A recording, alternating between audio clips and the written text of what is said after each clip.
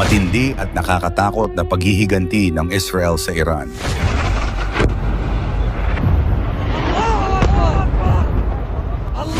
To defend our people against Hezbollah strikes, we must take out those weapons. Israel umatake na sa Iran. Iran nagpaplano na at nangakong gaganti agad mga estratehikong pasilidad sa Tehran, Iran. Itinuturing ito ng marami bilang isa sa mga pinaka-controversial na insidente sa gitnang silangan sa taong ito. Pinaniniwalaan na ang hakbang na ito ng Israel ay bunga ng napipintong banta mula sa Iran na sinasabing patuloy na pinalalakas ang kakayahang militar nito. Sa pangyayaring ito, muling nabuksan ang mga diskusyon ukol sa mga usapin ng seguridad, kapangyarihan at diplomasiya sa pagitan ng dalawang bansang may malalim na kasaysayan ng hidwaan. Ano ang mga dahilan bakit direktang umatake ang Israel sa Iran?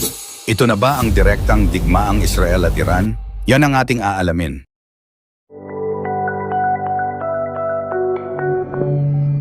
Ang mga airstrike na isinagawa ng Israel ay naglalayong sirain ang mga pasilidad na iniuugnay sa di-umano'y mga proyektong militar at teknolohikal ng Iran. Ayon sa Israel Defense Forces (IDF), ang mga naturang pasilidad ay may direktang kaugnayan sa pagbuo ng mga armas na maaaring gamitin laban sa kanila. Maraming intelligence report ang nag-ugnay sa mga pasilidad na ito sa mga programa sa paggawa ng long-range missiles, advanced military technology, at iba pang teknolohiyang maaring makasama sa seguridad ng Israel at mga kaalyado nito. Ayon pa sa IDF, ang mga target na tinutukoy nila ay naglalaman ng mga makabagong kagamitan na maaaring gamitin sa mga operasyong militar ng Iran. Sa kabila nito, iginiit ng gobyerno ng Tehran na ang mga pasilidad na binomba ay pangunahing ginagamit sa mga pananaliksik at technical na pag-aaral at walang kinalaman sa mga programang militar. Ang mga pagsabog sa Tehran ay nagdulot ng labis na pangamba sa mga residente ng lungsod. Ilang mga bahagi ng kabisera ang naapektuhan, kabilang na ang ilang pangunahin at mahalagang infrastruktura. Ayon sa mga ulat, ilan sa mga target ng airstrike ay mga pasilidad na pinaghihinalaang ginagamit para sa komunikasyon at intelligence gathering ng Iran. Maliban dito, pinuntirya rin umano ng Israel ang mga laboratorio at research centers na may kaugnayan sa mga programang nuclear at missile development. Mabilis na nagpatupad ang mga autoridad sa Tehran ng mga emergency protocols upang tugunan ang pinsala. Ikinasa ang malawakang evacuation at nagtalaga ng mga medical team para sa mga nasaktan. Ang mabilis na pagresponde ng mga lokal na autoridad ay naglalayong mapanatili ang kaayusan at kaligtasan ng mga sibilyan sa gitna ng nagaganap na kaguluhan. Sa kabila nito, patuloy ang pagtindi ng pangamba ng mga mamamayan, partikular na ang posibleng pagsiklab ng mas matindi pang alitan. Reaksyon ng Iran at iba pang bansa. Matapos ang serye ng mga pag-atake ng Israel sa Tehran, binalaan ng Iran ang Israel na magkakaroon ng matinding ganting salakay kung magpapatuloy ang mga pag-atake. Ayon sa mga ulat, ang Iran ay naglunsad ng ballistic missiles sa direksyon ng Israel bilang tugon sa mga airstrikes na tumarget sa kanilang mga alyado sa Lebanon at Gaza. Sa kasalukuyan, patuloy na naghahanda ang Iran para sa anumang posibleng pagsiklab ng mas malawak na labanan. Samantala, ang mga leader ng Israel ay nagpahayag na ipagpapatuloy nila ang kanilang mga operasyon batay sa kanilang mga pambansang interes. Kaakibat ng insidente, ang agarang pagkondena ng Iran sa airstrikes na isinagawa ng Israel. Iginiit ng pamahalaan ng Tehran na ang ginawang aksyon ay isang malinaw na paglabag sa kanilang soberanya at karapatang magpatupad ng mga programang pangkaunlaran. Dagdag pa nila, ito ay isang aksyong nagpapakita ng agresibong hangarin ng Israel laban sa Iran.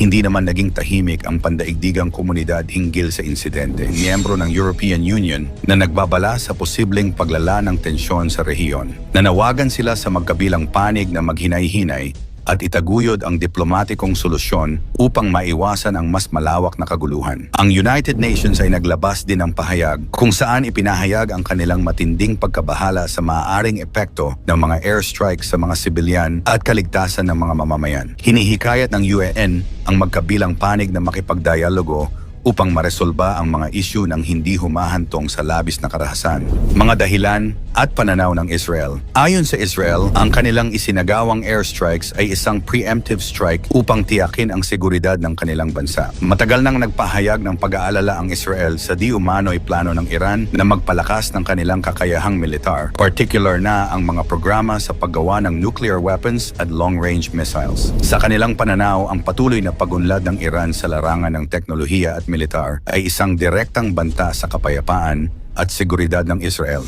Binanggit din ng mga opisyal ng Israel na ang kanilang intelligence reports ay nagbibigay ng malinaw na indikasyon na ang Iran ay nagsasagawa ng mga aktibidad na may layuning palakasin ang kanilang kakayahan sa aspeto ng weapons development. Upang maiwasan ang banta, isinagawa nila ang airstrike na itinuturing nilang defensive at preventive measure, posibleng paglala ng tensyon. Sa kabila ng mga panawagan para sa diplomatikong solusyon, nananatiling mataas ang tensyon sa pagitan ng Israel at Iran. Pinangangambahan ng mga analista na maaaring umabot sa mas malalang komprontasyon ang alitan kung hindi maagapan. Ipinahayag ng Iran ang kanilang kahandaang gumanti, habang ipinakita naman ng Israel ang determinasyon nitong ipagtanggol ang kanilang bansa. Ang mga hakbangin ng bawat bansa ay binabantayan ng mga kapwa bansa sa rehiyon dahil anumang paglala ng sitwasyon ay maaaring magresulta sa mas malaking kaguluhan na makakaapekto hindi lamang sa gitnang silangan kundi pati na rin sa buong mundo. Diplomasya at mga solusyon.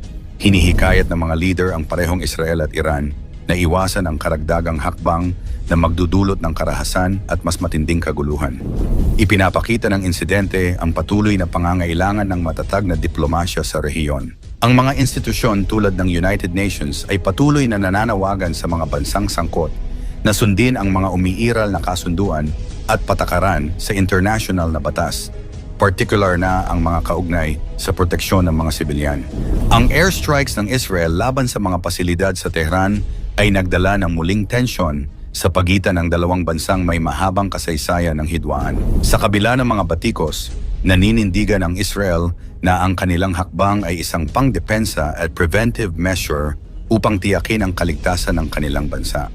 Samantala, mariing kinondena ng Iran ang naturang hakbang na itinuturing nilang paglabag sa kanilang soberanya.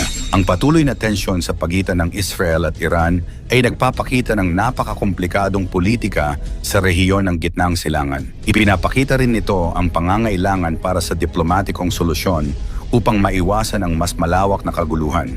Sa kabila ng mga hamon, nananatiling mahalaga ang pagpapanatili ng komunikasyon at diplomasya upang maiwasan ang paglala ng alitan. Sa pangkalahatan, ang mga kaganapang ito ay nagsisilbing paalala ng kahalagahan ng balanseng relasyon, diplomasya at seguridad sa gitna ng mga patuloy na pagbabago sa rehiyong ito. Mahalagang tandaan na sa bawat hakbang, ang kaligtasan ng mga sibilyan at kapayapaan ang dapat manatiling pangunahing layunin ng bawat bansa. Sa pag-ataking ito ng Israel, sa palagay mo ito na ba ang simula ng direktang Iran versus Israel war? I-komento mo ito sa ibaba.